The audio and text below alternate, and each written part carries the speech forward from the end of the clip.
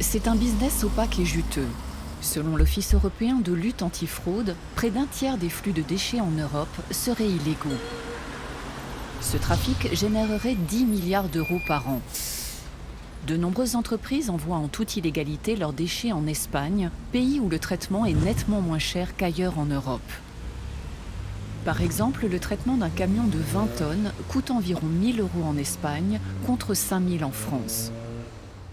Pour enrayer ce phénomène, une unité spéciale de la Guardia Civil est en première ligne, le Seprona, le gendarme espagnol de l'environnement.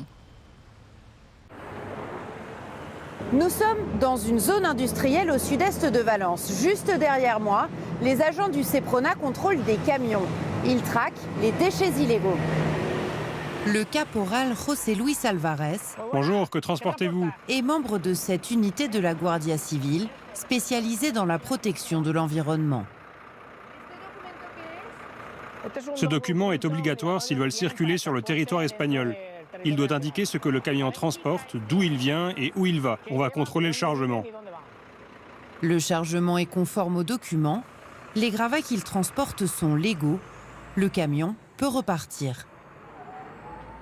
Qu'est-ce qu'on appelle déchet illégal au juste? En fait, qu'il soit toxique ou non, n'a rien à voir. Un déchet devient illégal quand l'usage qu'on en fait est frauduleux. Et vous faites de plus en plus de contrôles comme celui-ci? Oui, on en fait de plus en plus. On fait des contrôles surprises et aussi dès qu'on nous transmet une information. Le trafic de déchets prend des proportions colossales en Espagne. L'an dernier, les agents de la Guardia Civil perquisitionnent des décharges.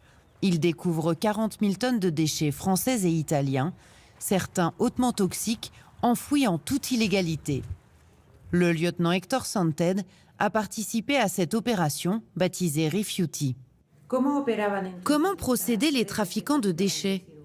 On voyait que les camions remplis de déchets italiens débarquaient dans un port espagnol. Ils déchargeaient les déchets dans une pseudo-entreprise de recyclage. Les documents étaient maquillés pour faire croire que les déchets avaient été triés, puis étaient enfouis directement dans une décharge en Espagne. Et ce trafic à grande échelle génère beaucoup d'argent, non? Les mairies consacrent un budget très important au traitement des déchets. Et avec le renforcement des normes environnementales, ce budget est de plus en plus important. Et donc, les trafiquants gagnent de plus en plus d'argent. Oui, comme ils proposent des prix très inférieurs au coût réel du traitement des déchets, ils remportent les appels d'offres émis par les mairies en France ou en Italie. Mais ils ne traiteront jamais ces déchets. Ils les enfouiront dans une décharge en Espagne. Aujourd'hui, trafiquer des déchets serait devenu aussi rentable que trafiquer du cannabis.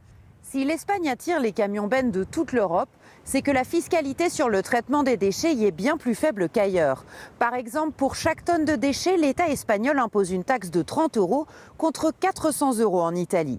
Chaque région espagnole peut ensuite ajouter ses propres taxes. Mais ici, par exemple, dans la Mancha, eh bien, elles sont tout simplement inexistantes. Une aubaine pour les entreprises du secteur. C'est dans cette région que nous avons retrouvé l'une des décharges perquisitionnées lors de l'opération Refuti. La Guardia Civil pense que la mafia calabraise enfouit ses déchets dans cet ensemble de fosses, grand comme 70 terrains de football. Avec le militant écologiste Carlos Villetas, nous avons pu constater que rien n'a changé depuis la perquisition. C'est la plus grande décharge d'Espagne et l'une des plus grandes d'Europe. Et tout ce plastique qu'on voit, il ne devrait pas être là. Non. Ici, on est censé traiter les déchets industriels.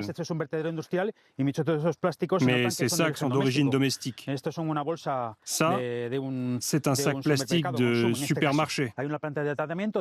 Au-dessus de nous, il y a un hangar où ils sont censés trier les déchets plastiques avant leur recyclage dans une autre usine.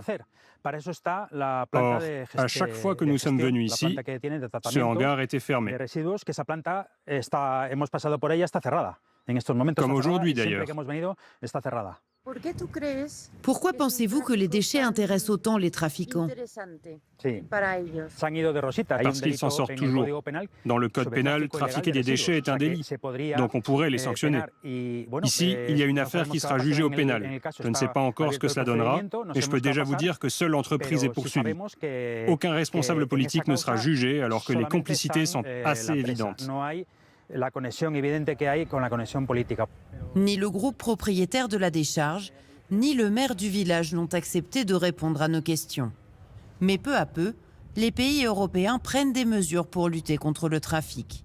La France, par exemple, a annoncé renforcer ses contrôles à la frontière, notamment par drone. Cette année, un nouveau règlement européen entrera en vigueur. Il permettra notamment d'encadrer plus strictement l'exportation de déchets au sein de l'Union européenne.